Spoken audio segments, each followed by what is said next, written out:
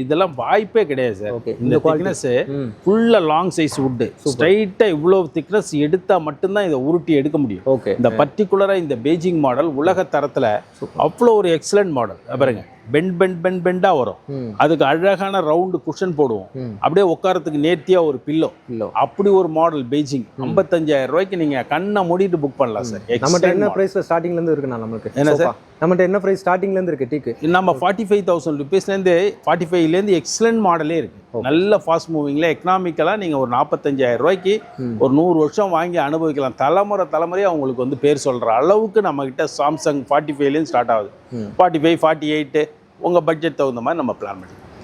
அது கம்மியாக ஃபர்ஸ்ட் குவாலிட்டியில் டீக்கில் பண்ண முடியாது சார். அது உங்களுக்கும் தெரியும்.